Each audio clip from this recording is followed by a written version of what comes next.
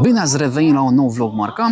Super! Astăzi suntem din nou în Germania, într-un oraș pe care nu l-am mai vizitat, în nordul Germaniei, care, din câte puteți vedea în spatele nostru, seamănă destul de mult cu Hamburgul. Și foarte aproape de acest oraș, de altfel. Cam 40 de minute, o oră dacă întârzie trenul de Hamburg.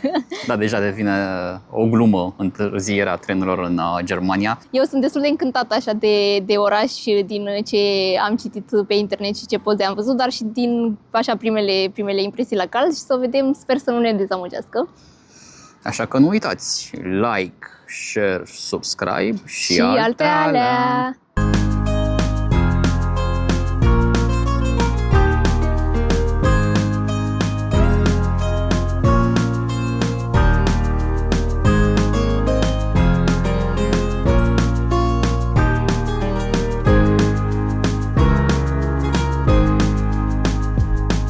Că este un eveniment special în viața noastră, ne-am rezervat o cazare foarte, foarte drăguță la Radisson Blu Senator Hotel, chiar vis-a-vis de centrul orașului. Camera arată super, super drăguț și este foarte curată și avem și aceste bombonele cu marțipan, pentru că o să vă spunem o poveste interesantă puțin mai târziu despre marțipan și să vă arăt și baia. Îmi place că avem oglindă aici la ușă, pot să văd și eu ținutele pe care le fac. Așa, și baia este simplă, dar din nou super ok, super curată, foarte nice. Pentru o noapte am plătit 2 persoane cu mic dejun inclus, la jumătatea lui octombrie, undeva la 900 de lei sau mai puțin, nu mai știu. Mai puțin, pentru că am plătit cu Rev Points. Am plătit cu punctele pe care le aveam acumulate de la Revolut și cred că am plătit undeva între 800 și 900 de lei, dacă țin minte bine, ceva de genul, dar o să scriu pe ecran, că nu mai țin minte suma exact. Dar din nou v-am zis, nu este neapărat foarte accesibil ca preț, dar am vrut să ne răsfățăm puțin. Obiectiv pe care îl vedem astăzi în Lübeck este Poarta Holsten, una dintre cele mai importante atracții din oraș, și dacă veți da un search pe Google despre Lübeck, este prima imagine care va apărea. Ce mi s-a părut mie important ca iubitor de arhitectură și pasionat în acest domeniu este faptul că este unul dintre simbolurile arhitecturii nordic-german gotic, specifică acestei zone în care ne aflăm. Și un fun fact pe care l-am găsit atunci când făceam research-ul este faptul că acest simbol apare și pe o colecție specială de monede de 2 euro realizată în 2006 cu ocazia promovării simbolurilor din cele 16 landuri germane, și chiar seria respectivă a început cu simbolul acestei porți și dacă aveți noroc poate dați de o monedă cu acest simbol. Noi încă nu am găsit, dar sperăm că poate, fiind aici, vom avea mai mult noroc. Păstrați-o bine, nu se știe cât va valora în viitor. Pe poartă se observă și culorile ligii hanseatice, alb-roșu. Albul este de fapt argintiu. Această combinație alb-roșu o veți regăsi în toate simbolurile orașelor din Liga Hanseatică. Și chiar lângă Poarta Holsten întâlnim fostele depozite de sare, un loc care încă ilustrează importanța pe care o avea Lübeck în secolele 16-18 în ceea ce însemna comerțul cu sare, pentru că în proximitatea orașului exista o mină de sare foarte importantă pentru această regiune, iar sarea extrasă de acolo era exportată în toate țările din Scandinavia, contribuit foarte mult la economia orașului și făcându-l să fie unul dintre cele mai importante din această regiune. În prezent, aici întâlnim un centru comercial cu diverse magazine și, ca un fun fact, pentru iubitorii genului de filme horror, aici a fost filmat Nosferatu: A Symphony of Horror. Eu, să fiu sinceră, nu sunt iubitoarea genului, așa că nu am văzut filmul, dar pare un loc ideal pentru acest gen de filme. Sunt vreo 10 puncte în care cei interesați pot face experimente, da? Și încearcă cumva să promoveze cele 4 universități care sunt în Lübeck? Da. Interesant. Și este un traseu, așa cum vezi aici, 10 puncte în care sunt diferite experimente legate de fizică. Iar de la depozite și poartă, acum ne îndreptăm spre centrul vechi, pentru că nu e un oraș chiar atât de mare și facem 5 minute Nu e un oraș atât de mare acum, dar istoric vorbind, atunci când a fost capitala Imperiului Roman, 80.000 de locuitori? Da, 80.000 de locuitori. Deci un oraș foarte important atât în perioada Imperiului Roman, dar cât și în perioada Ligii Hanseatice. Și ce mai voiam să zic despre centrul vechi este faptul că în 87 A fost înscris în patrimoniul UNESCO. Da, e cumva strategic plasat acest oraș. E delimitat de două brațe a aceluiași râu, care cumva înconjoară centrul istoric. Și asta cred că a contat foarte mult, pentru că e un oraș destul de greu de cucerit. Chiar la intrarea în centrul vechi regăsim Catedrala Sfântul Petru și ne întâmpină această intrare foarte modernă. Practic joc germaniește. Da. Adică ai și posibilitatea să ajungi în turn. Da. Cred că este contra cost chestia asta. Și după cum am mai spus și în celelalte vloguri, mai ales în bisericile protestante, nu mare ne este mirarea când găsim o cafenea. Da, e chiar o cafenea aici și, cum zicea și Marius, putem urca în turn, unde regăsim o terasă panoramică la 50 de metri și putem avea o priveliște asupra orașului. Ca să știți, dacă vreți să intrați aici în biserică și în turn pentru a accesa terasa panoramică, prețul este 5 euro, dar trebuie să ajungeți până la ora 3:30 după amiaza ca să urcați în turn. Din păcate, noi am ajuns prea târziu. Încercăm mâine. Da, poate venim mâine. Înțeleg că este o perspectivă foarte frumoasă asupra orașului. Cu această ocazie putem să și confirmăm asemănarea cu Hamburg. Da. Știi că avem tot un aerial view de la Da. operă. Sunt foarte curios să vedem dacă sunt asemănări sau nu. Nu știu, mi se pare că arhitectura din Hamburg e puțin mai sobră decât cea de aici. Da, că am reușit să vedem Și puțin ceva orașul. modernă, cumva. Da, bine, dacă stai să te gândești, Hamburg este al doilea cel mai important oraș din Germania. Da, și a fost super dezvoltat mai degrabă în perioada industrială, Exact, a căpătat da. proporții. Ne aflăm în piața primăriei, iar în spatele meu puteți vedea acest edificiu. E unul dintre cele mai importante puncte din centrul vechi al orașului. Construită în secolul al XIII-lea, primăria este un simbol al arhitecturii nord-germane gotice din cărămidă și o mărturie a importanței Lübeckului în perioada Ligii Hanseatice, de aceea fiind denumit orașul și regina Ligii Hanseatice. Un element distinctiv al acestui edificiu este scara pe care o întâlnim pe partea cealaltă a primăriei, cu detalii fine din marmură și tot felul de decorații. Nu a fost doar un element arhitectural decorativ, ci a avut și un rol puternic în politică, fiind locul unde politicienii își făceau aparițiile publice și țineau discursuri, dar și unde se luau decizii în această sferă. Astăzi este unul dintre cele mai instagramabile locuri din oraș. Și am intrat în universul marțipanului, pentru că la cazare vă povesteam că ne-au lăsat ciocolată cu marțipan, pentru că Lübeck este cunoscut și ca orașul marțipanului. Și aici am intrat în cel mai mare magazin de acest fel din oraș și puteți vedea o groază de sortimente de marțipan cu tot felul de arome foarte, foarte drăguț. Și pentru că suntem în perioada toamnei, au și decorații specifice de Halloween în spate. Foarte, foarte nice și foarte, foarte turistic, într-adevăr, dar un paradis pentru iubitorii de dulce.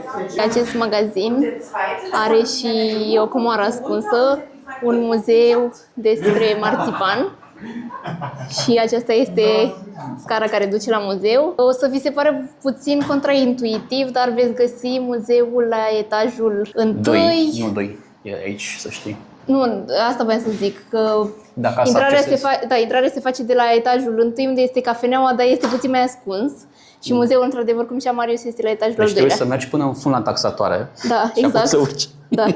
Dar măcar te întâmpini această scară care este foarte frumoasă, cu ilustrații ale orașului. Wow! Și până să intri, ai o perspectivă într-o cameră unde sunt sculpturi, cred că din marțipan. Da. Wow, hai și intrăm aici, intrăm, da. Aveau războiul la poartă, pentru că asta este legenda marțipanului. Că a fost descoperită într-o perioadă de mare încercare a orașului Lübeck, la un asediu. Da. Singurele lucruri cu care au rămas în cămară au fost făina de migdale Migdalele și zahărul, da. Da, ingredientele din care se face marțipan. Și pentru a îndura foametea care urma asediului, n-au pâine, să mănânce cozonac. Da, n-au pâine, să mănânce marțipan în Lübeck, deși aceasta este doar o legendă și am nu înțeles este... și per și... Da. revendică, este confirmat documentar, asta vreau să zic că nu e confirmat documentar, dar sincer mi se pare interesant. Mai ai văzut că în spatele oricărei legende este și un mic adevăr. E un muzeu, cred că scrie și, da, sunt informații și în engleză, dar, wow, ce priveliște e asupra... Știi, asta mi amintește de priveliștea pe care am avut-o noi din camera din, Leipzig. din Leipzig. Da, E și fix aceasta aceeași... este priveliște de la Cafenea și Muzeul Marțipanului către primărie. Wow, absolut superbă, absolut superbă. Stilul gotic nord-german, da? Da, da. Din nou, caracteristica acestui oraș și putem întâlni aici tot felul de sculpturi și obiecte din marțipan. Uite, este un porumbel, inclusiv o carte și figurile pe care le-am văzut puțin mai devreme până să intrăm în cameră. Aș tinde să cred că sunt niște personalități care au avut legătură ori cu istoria orașului, ori cu istoria germană, probabil, nu? Da, cu istoria orașului Lübeck, cu personalități ale orașului Lübeck. Observ că totuși există niște personaje care par din zona aia arabă. Da, aici. Probabil că de acolo, probabil. Nu probabil, sigur de acolo vin. Avantajul de a fi un oraș maritim. Ai acces la toate... ingredientele și condimentele. Exact. Wow, scorțișoară, tu îți dai seama că uite, astea sunt nuci cu zahăr. Și din această aripa muzeului, între ghilimele ale mini-muzeului, este și povestea fondatorului și cum a fondat casa aceasta care face produse de marțipan și, într-adevăr, aici este menționat faptul că este un produs importat din zona Persiei. Deci, legenda de mai devreme cumva e infirmată până și de fondatorul acestui brand. Ți-am spus, realiști și pragmatici germanii ăștia. Da, într-adevăr. Oricum, foarte, foarte drăguț și ce nu am menționat mai devreme este faptul că puteți intra aici gratis. Puteți intra gratis doar dacă rămâneți până la finalul acestui vlog și sunteți atenți la care este cuvântul secret. Vă întreabă cineva la intrare. Este gratis, dar dacă sunteți iubitori de marțipan, sigur nu veți pleca cu mâna goală de aici. Cum nu voi face nici eu asta? Pentru că sunt și atenți la detalii, ăsta este butonul care acționează liftul. Ce tare! E în formă de bombonica aceea cu marțipan. Pe care am primit-o și noi. Hai să intrăm în lift. Hai să ieșim cu liftul, da. Opa. Wow, ce... La magazin ziceai, da? Da, la magazin. Ce lift auriu, așa, nu e lemn ăsta. Dar are așa o aură când intri. Poate cel mai vizitabil punct din Lübeck este Marienkirche, pentru că locul este legat de o legendă. Chiar în fața bisericii veți observa că există o statuie de bronz ce înfățișează un spirit malefic. Legenda spune că atunci când biserica a fost construită, la construcția acestei biserici a participat și acest spirit malefic, deghizat într-un lucrător simplu, dar foarte dedicat muncii sale, astfel încât acest lucru s-a văzut și biserica s-a ridicat foarte repede. El a încercat să facă asta crezând de la bun început că ceea ce urmează să fie construit acolo este o cramă. Însă atunci când a văzut definitivată biserica și a văzut realul scop al acestei construcții, s-a enervat și a încercat să distrugă zidurile bisericii cu un bolțar pe care îl puteți observa acolo unde există și statuia amplasată. Unul dintre lucrători a încercat să-l convingă să nu facă acest lucru și să nu distrugă biserica recent construită, motivând sau convingându-l de fapt să renunțe la asta prin faptul că vor construi în proximitatea bisericii și o cârciumă. Și după cum veți observa, chiar s-au ținut de cuvânt. Adică la nici 1 metru distanță de zidul bisericii se află o cârciumă.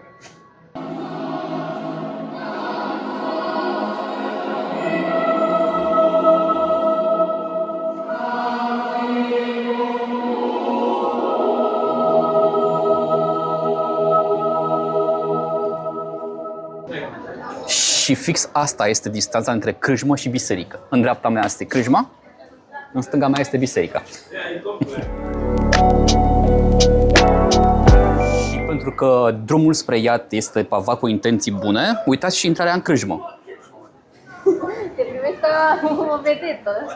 Bună, Dimi!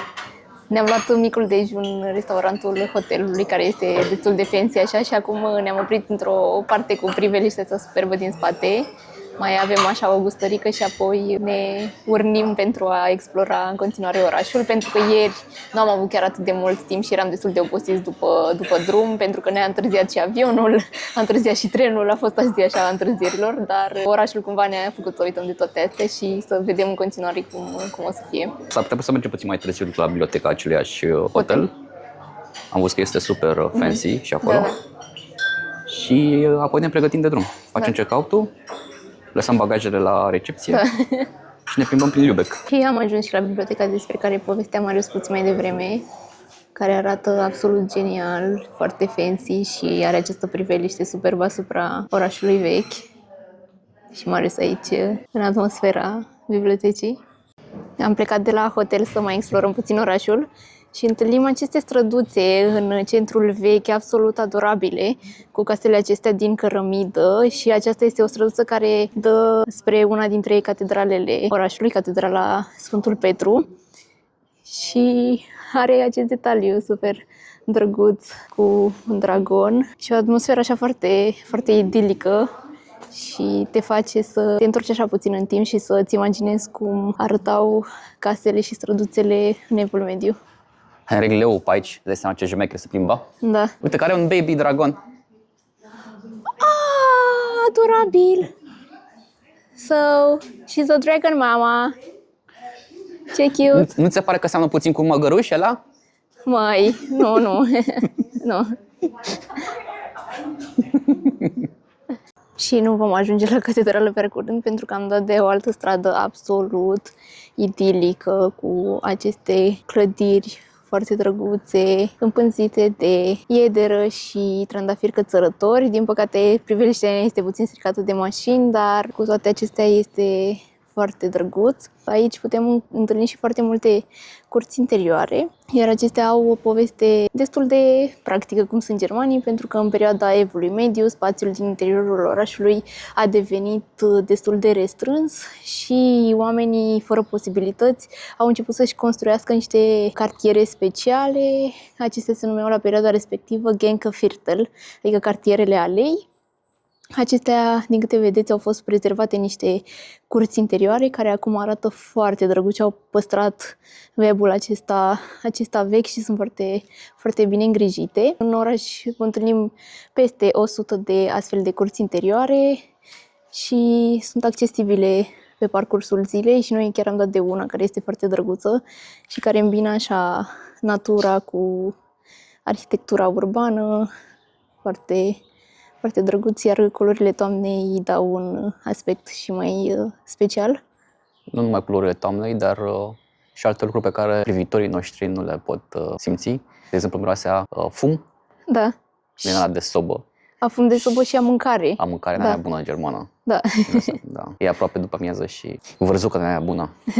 Am ajuns și la domul din Lübeck și clădirea catedralei este chiar lângă Muzeul de Științe Naturale și Antropologie și în curtea interioară putem întâlni acest schelet.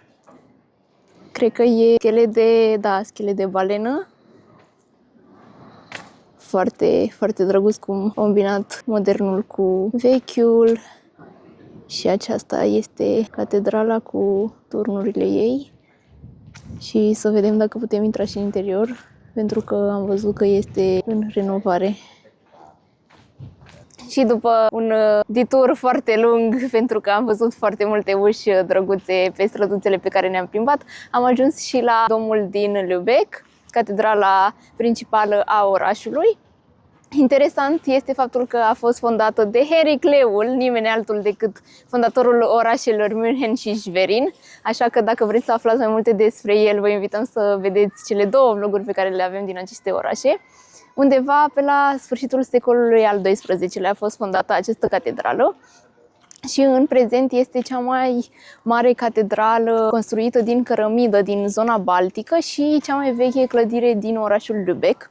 și este chiar foarte impresionantă. Noi am venit din partea cealaltă și ne-a luat destul de mult timp să ajungem până aici în față, pentru că au loc și niște lucrări de renovare și nu știam exact pe unde se intră și chiar ne-am temut că este posibil să nu putem intra să o vizităm, dar nu este cazul. Și uite, Marius, e o statuie cu un leu chiar în grădina interioară. Așa cum era și Cum era și la Șverin. Și bine, cred la că Șverin era o interpretare modernă. Da. Și oarecum ironică, având în vedere că locuitorii orașului arătau poponetul. Da, exact. Că tot am vorbit despre aceste turnuri, Lübeck mai este denumit și orașul celor 7 turnuri, datorită faptului că cele mai importante 5 catedrale protestante din oraș au cele mai înalte turnuri din această zonă, formând o panoramă impresionantă asupra orașului chiar de la depărtare. Oh my god! Și o statuie cu un leu ne întâmpină chiar de la intrarea în catedrală și acest vitraliu impresionant. Dar să vezi pe partea opusă, cred că e cea mai... Wow! Eu n-am văzut o sculptură de lemn mai mare decât asta, la toate bisericile pe care am văzut până acum. Da, nici eu nu țin minte. Dar dacă te uiți, biserica prin decorațiile interioare nu este atât de impresionantă, ci mai degrabă prin grandarea suprafeței ei impresionează. Cum arată cutia milei? Cred că e cutia milei. Vielen Dank für Ihre Spende, da. Bănuții aici și să vă uitați ce lacătă. Eu zic că are mai mult de 200 de ani chestia asta. Asta este sigur realizată în Evul Mediu, deci nu 200 de ani. Deci 2 lacăte. 400-500 probabil. 2 lacăte și mai dita mai aici încă. Da, exact. Și uite aici ce povesteam eu puțin mai devreme, 7 turnuri scrie în germană. Am ajuns într-o parte a bisericii care este un fel de mini-muzeu cu informații despre istoria catedralei. Că tot spuneam cât de distrus era orașul, uite, sunt niște reprezentări. Wow! Și cum arată acum? Chestia aia, imaginea respectivă, este la scurt timp după ce a fost bombardată. Da, exact. Că încă... Iese fum. Da. Și cum arată acum? Atunci când catedrala a fost reconstruită, n-a fost reconstruită intuitiv. E o întreagă tehnică, lucrurile sunt studiante, e o știință, aș putea spune. Și îți sunt oferite explicații de cum au reușit să reconstruiască catedrala, grafice, calcule, adică nu... Da. Inclusiv aici explică care au fost cele 4 probleme cu care s-au confruntat când au reconstruit catedrala. Foarte, foarte bine pus la punct. Nici nu mă așteptam să construiască după ureche germanii. O altă străduță foarte idilică, cu case vechi, conservate. Foarte, foarte nice, așa cum am spus și în celălalt gang, te introduce în atmosfera medievală. Partea asta e asemănătoare cu ce am văzut noi la Nuremberg. Da, așa e. Nuremberg și puțin la Schwerin, dacă ții minte. Și uite ce interesant, are căsuța poștală aici la casă, în formă de casă. Nu, este chiar... Da, e chiar casa. E chiar designul casei. Mi se pare fascinant faptul că fix în mijlocul orașului medieval găsești astfel de oaze de verdeață, foarte bine întreținută. Da, și cu foarte multe păsări, foarte drăguț, iar culorile toamnei ne îmbie așa și creează o atmosferă foarte drăguță. A ieșit și soarele între timp și e mai plăcut acum. Este chiar o zi de toamnă aurie, așa cum zic germanii. Chiar vreau să vă zicem că Lübeck este un oraș foarte drăguț. Sincer, nu știu dacă este atât de vizitat, deși are foarte multe obiective pe care le poți vizita și are o cultură și o istorie foarte bogată. Dar cred că pentru un weekend este un oraș ideal. Privitor la asemănarea cu Hamburg, să știi că, cu cât îl vizitez mai mult, cu atât mi se pare că e diferit, mult diferit de Hamburg. Mie, sinceră să fiu, mi se pare că e o combinație între Hamburg și Nuremberg. Da. Pentru că la Hamburg, dacă ții minte, nu vedeam casele acestea jumătate pe construcție de lemn, ci mai degrabă doar case din cărămidă. Aici întâlnim și case și clădiri din cărămidă, dar și case pe structură de lemn. Mie mi se pare că Hamburgul este colosal. Aici, este. Aici clădirile încă păstrează proporții umane, cum ar veni. Da, așa. Adică... Așa. Mai puțin catedralele. Plus că este mai sobru, Hamburgul. Și atmosfera de sobrietate este cumva dată și de culoarea cărămizilor mai închisă. Aici este un roșu mai deschis, un roșu spre roz mai degrabă. Da, așa e și cred că și vremea pe care am prins-o noi și acolo și aici e puțin diferită. Și acolo era atmosfera așa puțin închistată din cauza ploii. Pentru că acolo știm cu toții, plouă absolut tot timpul, dar cred că și aici vremea este asemănătoare, doar că am avut noi noroc de o vreme plăcută, deși astăzi a bătut vântul destul de mult. Dacă ar fi să mă întreb, că tot ziceam puțin mai devreme că la acele depozite de sare s-au filmat un film horror. Da. În mintea mea mai degrabă aș filma un film horror în clădirea aia impunătoare unde cu 1000 de ferestre. La Chile House, da, așa e. Un alt gang pe care vrem să-l vizităm și al căror locatari sunt niște pisicuțe care ne roagă să închidem ușa ca să nu iasă în stradă. Wow, ce drăguț, cât de drăguț e. Foarte nice. Dacă vă plac astfel de orașe, eu chiar le recomand. Are așa o atmosferă, nu știu, o atmosferă caldă și primitoare. Au o atracție față de animalele astea din ceramică sau din, nu știu, aia pare fi de metal. Știi, noi aveam bibelourile cu mileurile de pe televizoare, ei au decorațiunile de grădină. Să începem să vorbim aici, că asta e lumea. Da, așa e, când veniți aici să fiți atenți la rezidenți, pentru că ei au curtea deschisă, dar este frumos să păstrăm decența și să le respectăm intimitatea. Pisicuță! Oh, și ce privește superbă față de o fi dintre cele 7 turnuri. Da, este. Una dintre bisericile ale căror turnuri se văd din depărtare. Wow, foarte, foarte frumos. Chiar mă bucur că am pus locul acesta pe listă. Am zis să nu trecem peste posibilitatea de a mânca o prăjitură cu marțipan și de a bea o cafea și un ceai, chiar la magazinul original al acestui brand, cel aflat în centrul orașului vechi, vis-a-vis de primărie. Da, chiar lângă primărie și unde am venit ieri să admirăm muzeul marțipanului și unde ne-au atras atenția niște dulciuri absolut delicioase și savuroase. Cred că sunt super cunoscute prăjiturile astea pentru că le-am văzut de fiecare dată în duty free-uri prin aeroport. Dar brandul ăsta este super cunoscut. Când am ajuns în Grad din Lübeck, chiar la ieșire, undeva pe stânga, era acest brand și ziceam, mi se pare super cunoscut brandul ăsta, știi? E un loc foarte elegant și îmbină cumva utilul cu plăcutul. Utilul pentru că s-au gândit să aibă și un muzeu, nu e unul foarte mare. Totul este conectat cumva cu lumea marțipanului, adică inclusiv aici în restaurant. Sunt niște stanțe de marțipan. Stanțe de marțipan. Și are așa un vibe puțin old school, dar cumva și nostalgic, e foarte nice așa. Mi-amintește puțin de cafenelele din Viena, cafenele old school din Viena, știi că și acolo sunt mai multe tipuri de cafenele. Designul, atmosfera aduce foarte mult cu o cafenea vieneză. Un lucru, aș spune, important, dacă veți dori să comandați o prăjitură, nu veți regăsi prăjiturile pe meniu. Da, așa e. Noi am stat câteva minute bune să ne dăm seama, de ce nu sunt prăjiturile aici pe meniu? Și am întrebat o persoană care se ocupă cu servirea și ne-a zis, nu, pentru prăjituri trebuie să mergeți în față, deci chiar la intrarea în restaurant, alegeți prăjitura pe care vreți să o comandați și veți primi un număr, după care voi veni cu numărul respectiv la voi la masă și veți mai... Da, poți să mai comanzi și altceva în meniu, de exemplu, au și mâncare gătită, băuturi, evident, mai au și înghețată și poți să iei și micul dejun aici.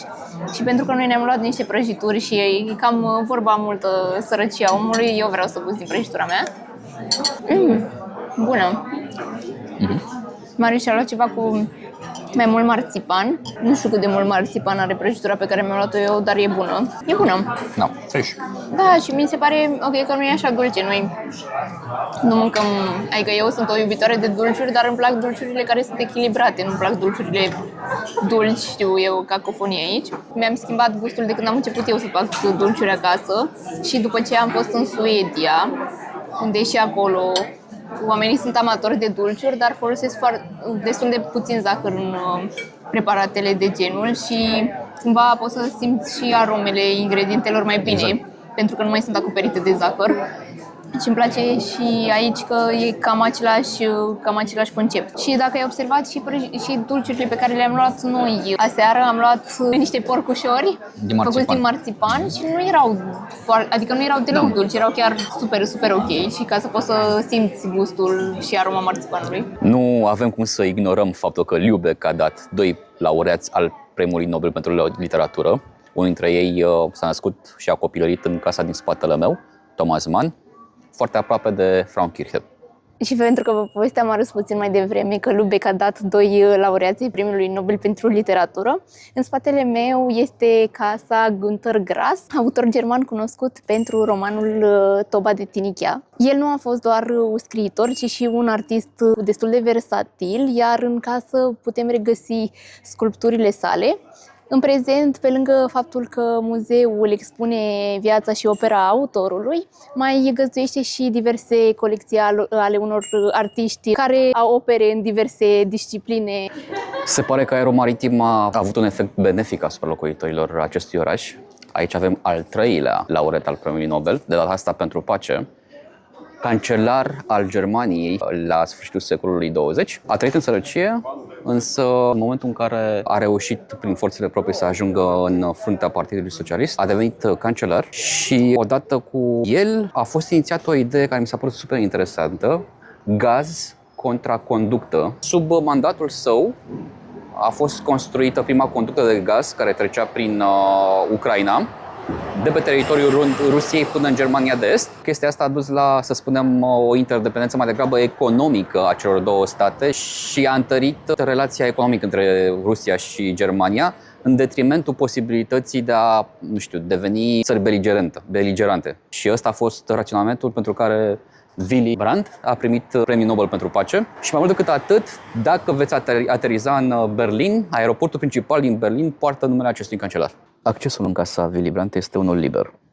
Totodată în casa Willy Brandt ai posibilitatea să documentezi istoria Germaniei după perioada nazistă și în ce fel acest cancelar al Germaniei a reușit să schimbe viziunea germanilor față de ce s-a întâmplat în nazism, zicând că nazismul nu este Germania. A cunoscut un teribil succes, mai ales la alegerile 1970. Grupuri diferite, din diferite arii și mai ales tineri din Germania au votat masiv pentru Willy Brandt pentru a rămâne în continuare cancelarul Germaniei. Pentru că v-am spus că în Lübeck sunt 5 biserici protestante foarte importante. Nu puteam să ratăm biserica Sfântul Iacob, construită în secolul al XIII-lea și un bun reprezentant al arhitecturii gotice din cărămidă. Se află în fostul cartier al marinarilor și pescarilor, de aceea este și biserica asociată cu această ghildă și rămâne strâns legată cu istoria marinarilor și pescarilor până în zilele noastre.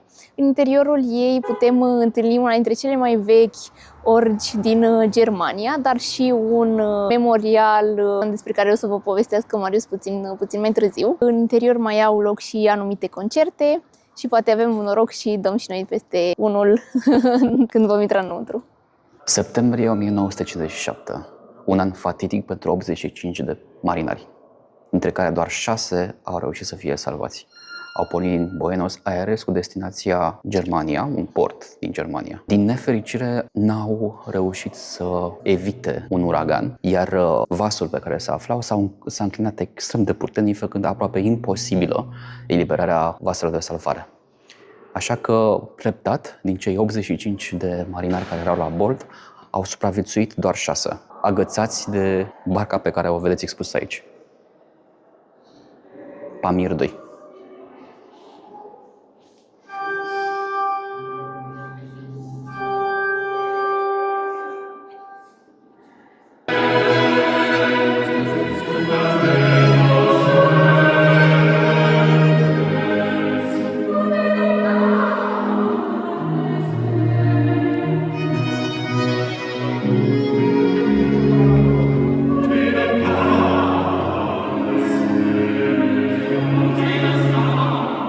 Chiar lângă Catedrala Sfântul Iacob regăsim fostul Spital Sfânta Treime, care este una dintre cele mai vechi clădiri sociale din Europa, care a supraviețuit până în zilele noastre.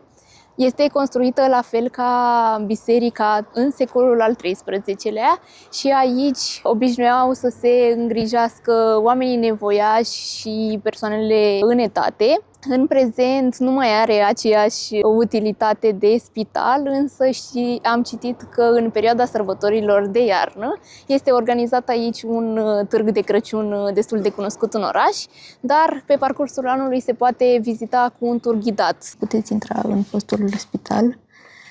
Așa arată o cameră care era separeul pentru oamenii bolnavi. Și ca să vă faceți o idee, uitați și cât de multe astfel de separări sunt. Mie, nu știu de ce, mie mi-aduce aminte puțin de Bautzen, știi? Da, de închisoare. Doar că de data asta pentru o altă funcționalitate. Deci în fiecare căsuță de asta erau oameni care probabil suferau de ceva și se tratau aici. Acesta a fost locul nostru din Lübeck. Sperăm că v-a plăcut. Nouă orașul ni se pare drăguț și merită vizitat un weekend. Nu știu dacă mai mult, dar pentru un weekend este așa escapada perfectă. Și nu uitați, în cazul în care v-a plăcut acest vlog, like, share, subscribe și alte alea. Ne vedem data viitoare. Pa! Și nu știu dacă mai aveam să zic ceva despre centru vechi. Da, că tot în centru vechi este și Crâjma. O să zicem despre aia acolo, Marius, lasă, nu zice acum. Nu? Nu.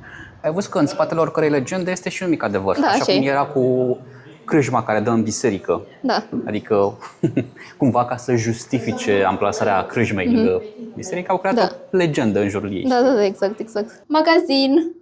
Nu prea magazin. Băi, vrea magazin, știe că nu trebuie să cheltuie eu bani. Glumesc. Ne plimbăm prin Lübeck. Da. Vă luăm cu noi, la crâjma. Păi am luat la Crăciun ieri. I-am luat? Păi m-am luat. O să gust și de la Marius. Cum ți se pare prăjitura ta? Cu marțipan. Cum arată? Ok. Stai așa că nu mai știu ce vreau să zic. Gata. Bine, ce mi-ai luat tu cadre? Lasă să fie așa dramatic, știi? Cu orga. Ta-na-na!